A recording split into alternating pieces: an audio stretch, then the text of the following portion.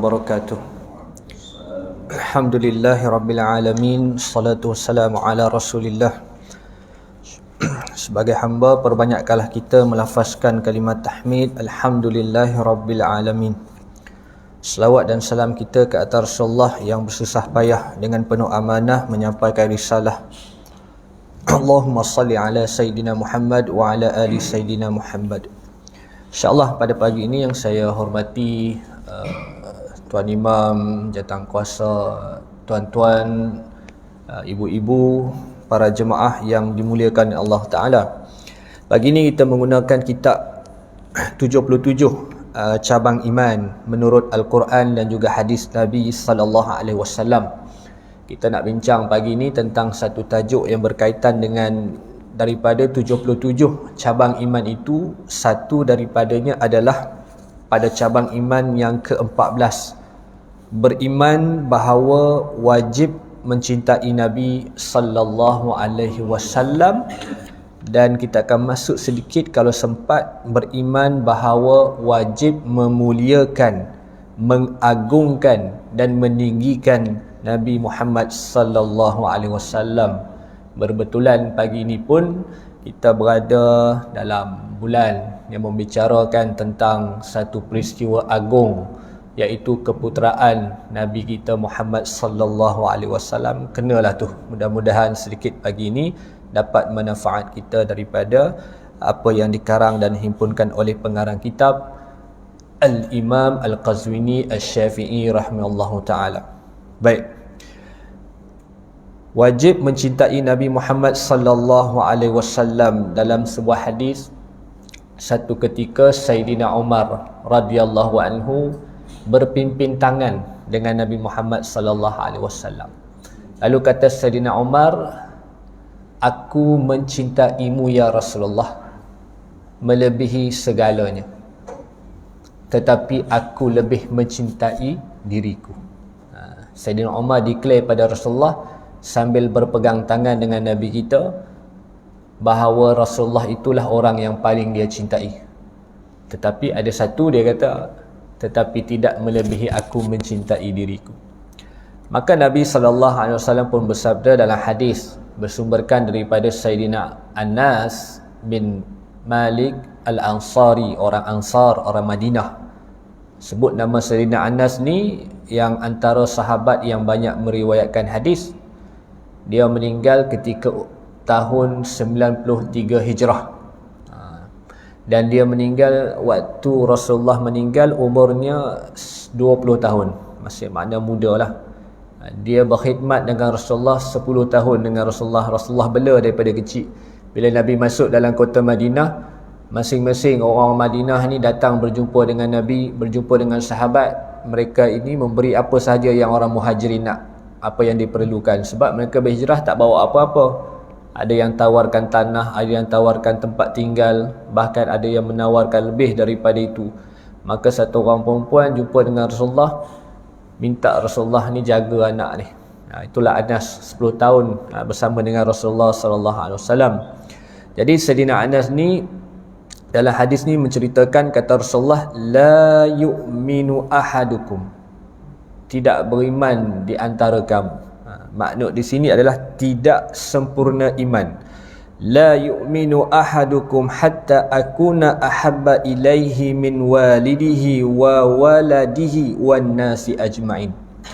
Tidak sempurna iman seseorang kamu sehinggalah aku, kata Rasulullah, lebih kamu cintai daripada ibu bapa dan anak-anaknya, dan wan nasi ajma'in, dan manusia keseluruhannya. Maknanya cinta kepada Rasulullah ini perintah, betul? Maknanya perintahnya apa? Wajib. Cinta kepada yang lain harus. Cinta kepada Allah, cinta kepada Rasulullah wajib atau tidak? Wajib, dan ianya bukan pilihan kita. Cinta kepada Nabi, cinta kepada Allah bukan pilihan manusia. Ini satu kewajipan. Sebab tu dia masuk daripada satu daripada kesempurnaan ataupun cabang-cabang iman. Kemudian disebut dalam hadis yang lain, bersumberkan juga daripada Sayyidina Anas bin Malik radhiyallahu anhu, kata Rasulullah sallallahu alaihi wasallam 3 perkara. Salasun man kunna fihi, 3 perkara yang ada pada seseorang, wajada bihinna halawatal iman, akan wujud padanya 3 kemanisan iman. Nabi Rasulullah SAW beritahu, ada kalau dalam diri kita 3 perkara, maka akan wujudlah iaitu kemanisan iman kita. Satu daripadanya disebut dalam hadis, an yakunallaha wa rasuluhu ahabba ilaihi mimma siwahuma. Katanya Allah dan Rasul lebih dia sukai berbanding selain keduanya. Maknanya satu daripada cara untuk melahirkan dan mendapatkan kemanisan iman, umur kita dah berapa hari ni, maka mesti ada rasa dalam diri kita cinta kepada Rasulullah dan juga Allah Subhanahu wa taala. Ini saya sebut dalil dulu ya. Kemudian dikuatkan juga dalam hadis juga bersumberkan daripada Sayyidina Anas bin Malik radhiyallahu anhu. Ja'a rajulun ila Nabi sallallahu alaihi wasallam faqala ya Rasulullah mata sa'ah. Datang seorang lelaki jumpa dengan Rasulullah lalu bertanya kepadanya, mata sa'ah, bila as-sa'ah, bila kiamat ya Rasulullah. Faqala ma a'datta laha, apa persiapan kamu untuknya, untuk kiamat kamu. Hadis ni kita baca dulu riwayat lain, hak ni dia cerita lain, tapi soalan dia sama. Yang dulu dia tanya dalam khutbah Jumaat, ingat lagi? Lelaki masuk lambat, lepas tu dah lambat tanya Rasulullah tentang bila kiamat. Nabi pun jawab. Yang ni hadis ni seorang lelaki datang jumpa Rasulullah, dia tanya juga soalan yang sama, mata sa'ah, bila kiamat ya Rasulullah. Maka Nabi kata apa? Ma'adatta laha, apa persiapan kau untuknya. Nabi tak tanya sekian kiamat, kiamat bila, tidak. Nabi beritahu apa persiapan kamu untuk kiamat. Faqala, kata Rasulullah, kata lelaki itu, ya Rasulullah, ma a'dattu laha kasira siyamin wala sadaqah illa anni uhibbullaha wa rasulahu. Wahai Rasulullah, aku ni puasa pun tak banyak, sedekah pun tak banyak, kata dia, illa, melainkan diriku uhibbullaha wa rasuluhu, melainkan aku ni sangat cinta kepada Allah dan Rasulnya.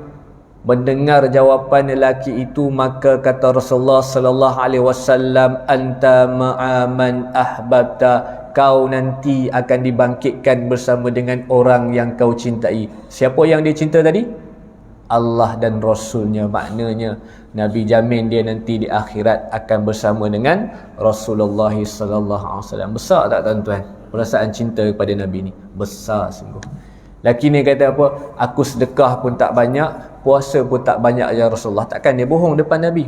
Nabi kata, tapi dia kata, tetapi aku ini sangat cinta kepada Allah dan Rasulullah. Kata Rasulullah, nanti kau akan dibangkitkan bersama orang yang kau cintai. Atas dunia ni siapa kita cinta, hak itulah nanti kita bangkit di padang mahsyar di hari kiamat ni dengan orang-orang itulah. Maka kita kena pilih lah. Ini pilihan kita, al-mukhayyar. Takdir kehidupan kita ni ada al-mukhayyar wal-musayyar.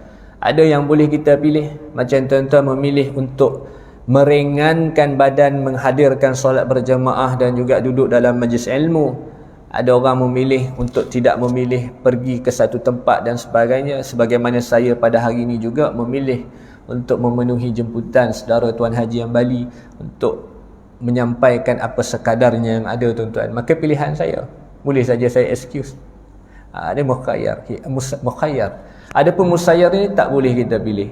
Kematian kita bukan pilihan kita kan. Jadi kita kena faham dalam kehidupan kita ni ada pilihan kita. Maka pilihlah untuk kita cinta kepada Allah dan juga Rasulullah sallallahu alaihi wasallam. Kalau kita melihat kata ulama, cinta ini perlu disuburkan. Satu daripadanya, man ahabba syai'an aktsara min zikrihi. Siapa yang mencintai sesuatu, maka perbanyakkanlah menyebut akan sesuatu itu. Faham tak tu? Betul tak? Kalau kita cinta kepada mak ayah kita, walaupun dia dah arwah, dah meninggal, kita kadang-kadang asyik duk cerita je pasal ayah kita. Cerita je pasal mak kita. Cerita pada anak-anak kita, atuk dulu macam ni. Pasal kita sayang, kita cinta pada mereka. Kalau kita cinta kepada kitab, ada orang dia suka baca kitab. Ada kitab baru je dia beli. Ada kitab yang lama, yang dia tak ni, dia cari. Ada. Dia cinta pada kitab. Sikit-sikit dia telaah kitab, sikit-sikit dia ni. Bila cinta pada kitab, bila jumpa orang pun dia akan baca-baca kitab. Dia akan baca ibarat dan sebagainya. Kan? Kalau cinta pada bola, orang pun akan cinta bola lah. Dia akan cerita bola, siang malam bola. Masuk dalam WhatsApp grup bola. Itu cinta dia. Maka cinta kepada Rasulullah sallallahu alaihi wasallam, maka kita kena sebutlah banyak-banyak nama Nabi. Kita kena sebut banyak-banyak nama Nabi kita sallallahu alaihi wasallam. Sebab tu kalau disebutkan satu daripada cara untuk ingat Nabi sallallahu alaihi wasallam, tidak lain dan tidak bukan adalah berselawat ke atas Nabi kita sallallahu alaihi wasallam. Perbanyakkanlah berselawat kepada Nabi kita. Syekh hari Jumaah dia kata apa? Bagi orang yang sibuk sangat ni, tapi dia kata bukan sibuk, maksud dia sibuk ni acah-acah sibuk. Macam saya ni acah-acah sibuk. Nampak sibuk, padahal tak sibuk mana? Acah-acah sibuk. Kenapa kau tak ada ni? Sibuk. Kenapa tak begini? Sibuk. Bagi orang yang sibuk ni, kita lah, maka tak kurang kalau boleh satu hari 300 kali selawat mulut kita. Cuba kita amalkan. Duduk saja selawat, bawa kereta selawat. Kata Syekh Haji Jumaah kata apa? 300 kali selawat. Itu penanda aras paling kecil lah tu, paling ringan. Tapi saya rasa betul dah. Boleh kita selawat 300 ni. Solat pun kita selawat dah tadi, betul tak? Rukun solat kita mesti tak sah solat kalau tak ada selawat. Kita selawat. Cuba biasakan duduk selawat. Saya pun cuba biasa belajar. Bagi tahu anak saya yang duduk asrama kata, kita tak tahu nak bekal apa lagi kat dia. Nasihat sudah, apa pun sudah, kita kata cuba belajar satu hari 100 kali selawat gitu. Dah bila kita jumpa dia nanti dah selawat ke ini 100 kali. Sebab besar sungguh kelebihan selawat ni tuan-tuan. Kalau buka kitab Al-Azkar, banyak satu bab yang bicarakan selawat kepada Rasulullah pada kitab yang keempat. Banyak tuan-tuan kelebihan selawatnya. Pernah satu ketika, satu benda yang kita nak kata selawat ni, azan pun kita kena disunahkan selawat. Dalam hadis kata Rasulullah sallallahu alaihi wasallam, hadis bersumberkan daripada Abdullah bin Amr, dia mendengar Nabi sallallahu alaihi wasallam bersabda, apabila kamu mendengarkan azan, apabila kamu mendengar seruan muazzin, jawablah seperti mana yang diucapkan. Bila dengar azan, muazzin kata Allahu akbar, Allahu akbar, subuh tadi. Kita pun Nabi kata apa? Perintah jawab Allahu akbar, Allahu akbar. Asyhadu an la ilaha illallah, jawab asyhadu an la ilaha illallah. Ini perintah Rasulullah ni dalam hadis. Kemudian kata Rasulullah, berselawatlah ke atasku. Habis jawab azan tu berselawat. Sesiapa yang berselawat ke atasku sekali, maka Allah akan berselawat ke atasnya 10 kali. Dalam hadis yang samalah, jawab azan, selawat kepada Rasulullah sallallahu alaihi wasallam. Kemudian mohonlah kepada Allah al-wasilah. Mohonlah kepada Allah wasilah untukku. Apa itu wasilah? Iaitu satu kedudukan di dalam syurga yang tidak dikurniakan kecuali kepada seseorang di kalangan hamba Allah. Dan aku berharap akulah orangnya. Masya Allah. Nabi ni dijamin syurga dah. Kekasih Allah, dia kata apa kepada umat dia? Lepas kamu jawab azan, selawat ke atasku. Siapa selawat ke atasku, Allah selawat ke atasnya 10 kali. Kemudian kata Rasulullah, maka mohonlah al-wasilah kepadaku, kerana wasilah itulah satu kedudukan di dalam syurga yang dikurniakan kepada seseorang di kalangan hamba, dan aku berharap akulah orangnya. Tawaduknya Nabi kita kan. Syurga dah, kata aku berharap akulah orangnya. Ini roja, kan dalam kitab Penawaran Bagi Hati disebut roja dan juga khauf, takut dan juga mengharap, pengharapan kepada Allah. Kita mesti ada merasakan diri kita ini mengharapkan supaya Allah masukkan kita ke dalam syurga. Maka kata Rasulullah, siapa yang memohonkan kepada Allah wasilah untukku, pastilah dia mendapat syafaatku. Satu. Dalam hadis yang hampir sama maksud dia, daripada Jabir radhiyallahu anhu,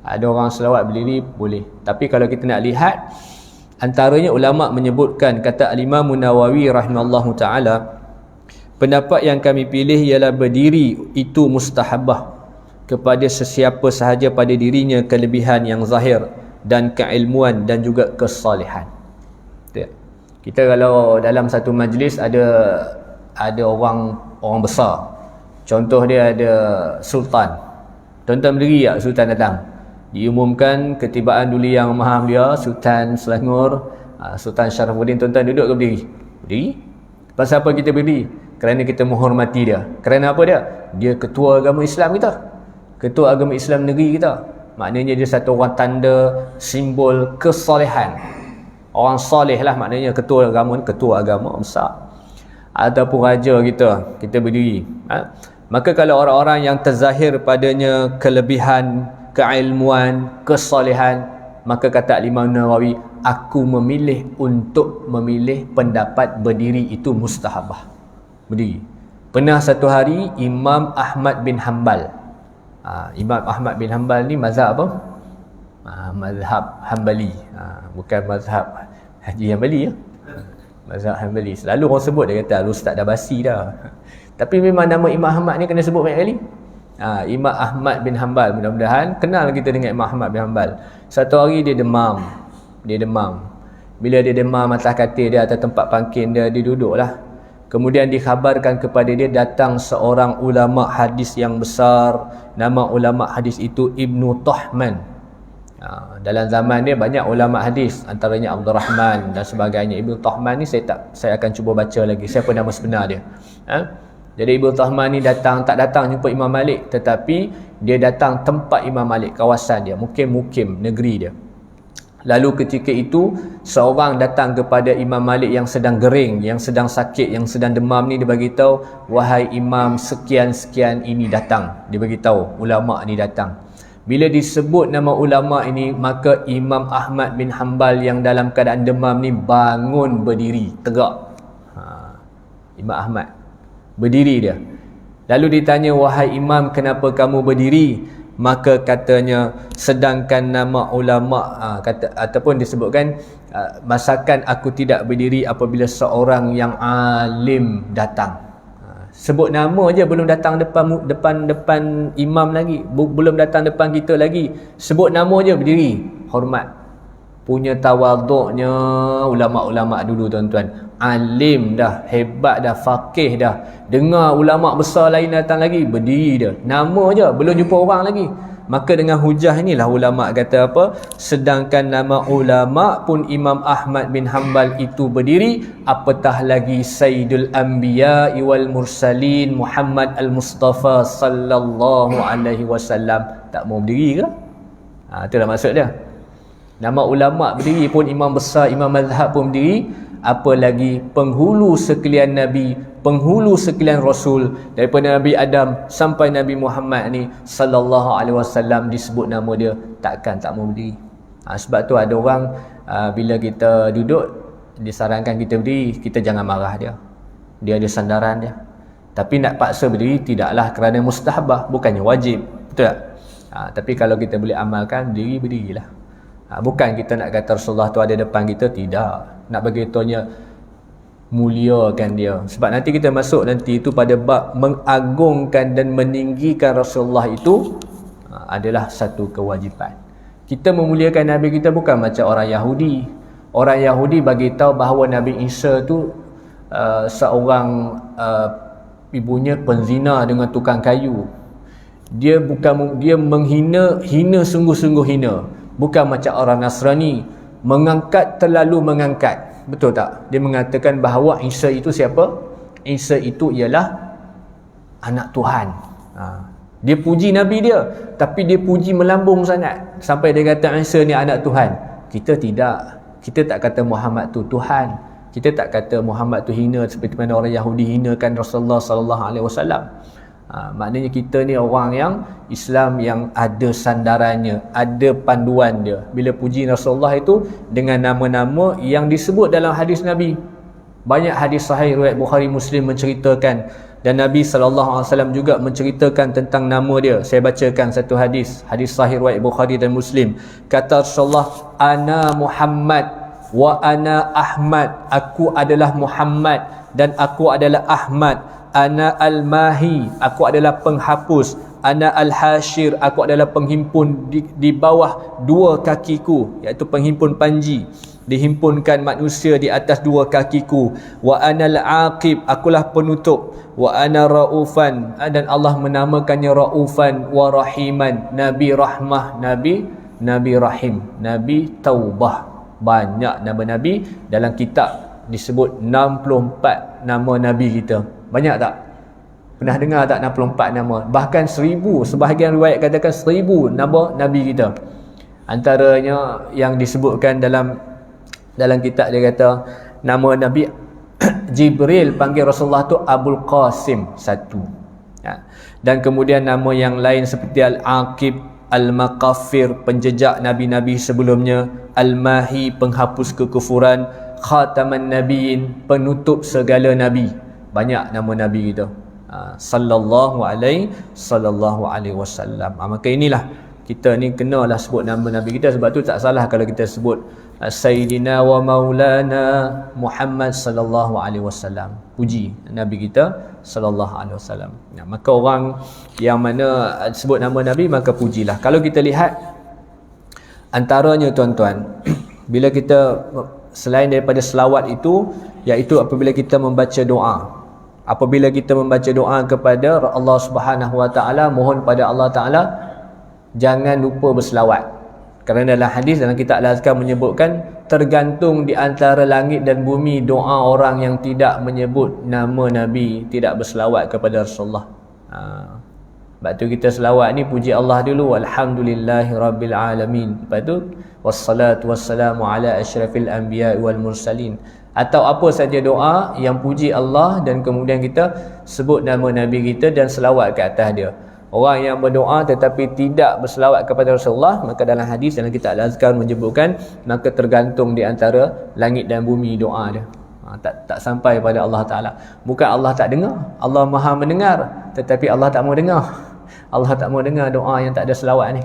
Maka kita berselawatlah ke atas Nabi kita sallallahu alaihi wasallam. Doa paling tua doa apa tuan-tuan? Doa paling tua doa apa? Doa paling tua sejarahnya ialah doa yang dibacakan oleh Nabi Adam. Tuan-tuan pun biasa baca doa ni. Apa doa dia? Rabbana zalamna anfusana wa illam taghfir lana wa tarhamna lanakunanna minal khasirin. Biasa tak baca doa tu? Itulah doa paling tua. Bila Allah Ta'ala perintahkan kepada Nabi Adam dan pasangannya, jangan makan pohon khuldi ni. Lalu syaitan main peranan, syaitan LA. Kata Ustaz Abdul Samad, syaitan LA, iblis LA. Kalau di Indonesia LA tu macam satu kedudukan pelajaran kot. Tapi LA tu dia kata laknatullah. LA tu laknatullah. Dia hasut Nabi Adam, akhirnya Nabi Adam khilaf, makanlah buah tu. Lalu kemudian berlakulah. Kemudian dia bertaubat kepada Allah Ta'ala, dia baca doa ni lah. Dia bertaubat pada Allah Ta'ala, dia baca doa ni. Rabbana zalamna anfusana wa illam taghfir lana wa tarhamna lanakunanna minal khasirin. Di hujung doa tu dia tambah lagi, Nabi Adam baca kata, Allahumma inni as'aluka bihaqqi Muhammad. Baca tak doa tu? Allahumma inni as'aluka bihaqqi Muhammad. Aku minta, aku mohon padamu ya Allah dengan keberkatan Muhammad. Sedangkan Nabi Adam waktu tu pernah jumpa tak Rasulullah? Rasulullah tak pernah jumpa. Adam, Idris, Nuh, Hud, Saleh, sampai Nabi Isa, 25 orang Nabi baru jumpa Rasulullah. Nabi Adam pernah jumpa Rasulullah waktu tu, waktu dia buat kesilapan dulu. Tak pernah jumpa. Dia doa pada Allah, Rabbana zalamna anfusana wa illam taghfir lana wa tarhamna lanakunanna minal khasirin. Allahumma inni as'aluka bihaqqi Muhammad. Kata Allah Ta'ala kepada Adam, siapakah nama yang kamu sebut tadi? Daripada mana kamu tahu namanya? Kata Adam alaihissalam kepada Allah, lamma khalaqtani, ketika kau menjadikan aku daripada tanah, kemudian ditiupkan roh kepadaku, wa rafa'tu ra'si, dan aku mengangkat kepalaku, dan aku melihat namanya bersanding dengan namamu di tiang arash, Allah Muhammad, la ilaha illallah Muhammad Rasulullah. Sebab tu surau masjid kadang rumah kita ada dua nama kan, Allah Muhammad. Daripada kisah ni lah, berganding nama, bersanding nama Allah Muhammad. Muhammad tak ada lagi, Allah tak cipta lagi, tapi Nabi Adam bila Allah tiupkan roh, kemudian apabila diciptakan dia angkat kepala, dia nampak di tiang arash namanya Muhammad bersanding dengan nama Allah Ta'ala. Pasti bukan sesiapa melainkan dia seseorang yang atau sesuatu yang dimuliakan. Lalu dia kata, Allahumma inni as'aluka bihaqqi Muhammad. Dia berwasilah, bertawasul dengan nama Nabi kita sallallahu alaihi wasallam. Ini pun hujah tawasul juga. Nabi Adam bertawasul minta keberkatan Nabi Muhammad sallallahu alaihi wasallam. Ni kedudukan doa yang paling tua kita boleh amalkan. Doa kepada Allah Taala, Rabbana zalamna anfusana wa illam taghfir lana. Kita tawasul dengan amal soleh kita boleh juga. Dalam hadis sahih menceritakan orang Bani Israel dulu kan, 3 orang pemuda yang terperangkap di dalam gua, masing-masing ceritakan amal masing-masing. Ada orang tua, kemudian balik dah tertidur, kemudian dia nak bagi minum anak-anak isteri dia, anak-anak menangis nak minum, dia tak bagi minum, sehingga mak ayah dia bangun, dia bagi minum. Dia kata, ya Allah, kalaulah yang aku lakukan ini semata-mata untuk mendapatkan keredaan-Mu, maka lepaskanlah dari kesusahan. Maka terbuka pintu gua sedikit. Ada orang perempuan goda dia, kemudian dia bagi dengan syaratnya untuk berzina dengan dia. Lalu bila sedang nak melakukan perkara itu, dia mengatakan bahawa aku takutkan Allah. Bila disebut oleh perempuan itu, takutlah kepada Allah. Lalu dia meninggalkan, bila sebut nama Allah dia tinggalkan. Maka dia kata, kalaulah yang aku buat ni semata-mata kerana keredaan-Mu ya Allah, maka lepaskan. Maka Allah lepaskan. Maka sebab tu dalam hidup kita ni, tak semua amal kita kena cerita kat orang, tuan-tuan. Hari ni orang semua amal baik semua dia cerita kat orang. Orang dulu-dulu nak cerita kat orang, dia cerita sikit-sikit lah. Orang sekarang kalau nak cerita, dia update dalam Facebook dia je. Hari ni aku buat ni, aku ni. Itu yang kita bimbang. Akhirnya tak ada benda apa lagi kita nak simpan untuk amal kita. Semua kita cerita pada orang. Kita takut amalan kita tu terbatas dengan sebab riak. Amal baik datangnya riak, maka terhapuslah amal tersebut. Sebab tu kita kalau ada amal kita buat sungguh-sungguh, konsisten. Tentuan ada amal apa kita nak buat kat rumah kita. Kita ada orang tua kita, kita tak cerita susah payah kita jaga orang tua kita. Kita tak cerita susah payah aku basuh berak dia. Kita tak cerita kat orang kita mandikan dia. Kita tak seorang kita ni hilang pendapatan kita sedikit sebab kita spend masa untuk orang tua kita. Kita buat ni semata-mata kerana Allah. Kita tak cerita kat orang. Satu hari kita dalam susah, kita minta pada Allah, ya Allah, aku ada orang tua ya Allah, aku jaga, aku sayang dia sungguh-sungguh ya Allah. Kalaulah amalan aku ini Engkau terima sebagai amalan yang ikhlas, maka permudahkanlah urusanku ya Allah. Mudah-mudahan Allah mudahkan hidup kita. Orang hari ini kita kadang-kadang tak ada apa kita nak cakap ke Allah lagi. Semua orang dah tahu amalan kita. Amalan kita sedekah ni, Jumaat aku dah sedekah Jumaat nasi biryani kambing. Bagus amalan dia, tapi bila cerita habis. Kita tolong orang, kita tolong binatang. Semua tu amal-amal kita kena buat, tak cerita kat orang. Kitalah sebenarnya pewakaf tegar masjid ni, tapi orang tak tahu datang mana kapek ni, kita tak cerita kat orang. Kita yang bantu, kita yang usahakan, kita tak cerita kat orang. Mudah-mudahan bila orang guna kita, Allah atas kebaikan yang dibuat ni, mudah-mudahan Kau terima ya Allah. Allah terima kita. Itulah di antara yang boleh kita lakukan. Baik. Maka kalau kita lihat di sinilah perbahasan secara ringkasnya tentang iaitu mencintai Allah Subhanahu wa taala, mencintai Rasulullah sallallahu alaihi wasallam adalah satu kewajipan, dan meninggikan dan memuliakan Nabi kita sallallahu alaihi wasallam juga merupakan satu kewajipan. Jadi kita berkata pada bulan Maulid sallallahu alaihi wasallam, jangan kita gusar. Perbahasan tentang Maulid ini telah dimuktamadkan oleh para ulama lama dah, tuan-tuan. Kita pun dah umur berapa hari ni, dah berapa kali kita sambut Maulid. Jangan kita rasa macam seolah tak ada hujah. Ramai ulama besar yang alim, yang hafiz mengatakan bahawa sambutan maulid itu adalah diharuskan dalam agama kita. Saya sebut antara tokoh yang mengharuskan sambutan maulid ini antara Al-Hafiz Ibn Hajar Al-Asqalani. Kitabnya Fathul Bari syarah kepada Sahih Bukhari, tuan-tuan. Besar ulama ni, tak kurang dalam dada dia 300,000 hadis. Punya hebat dia.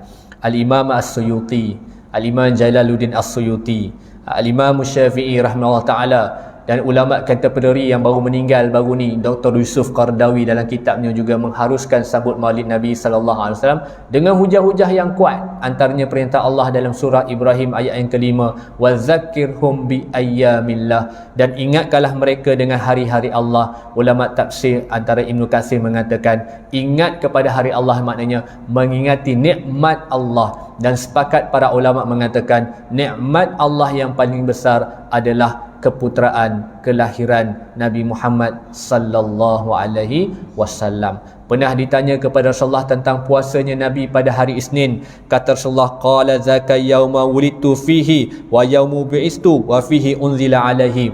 Sesungguhnya pada hari itulah aku ini dilahirkan dan Al-Quran itu diturunkan, dan padanya, kata Rasulullah, itu diturunkan padanya Al-Quran.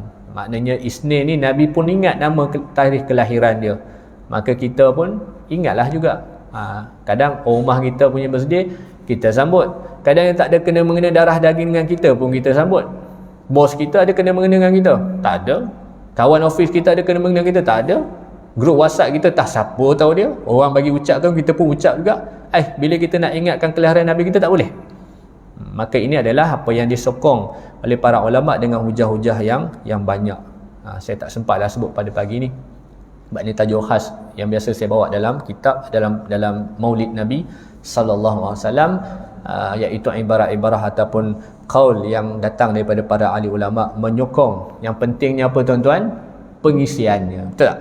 Apa saja nama program yang kita buat, tengok pengisian dia.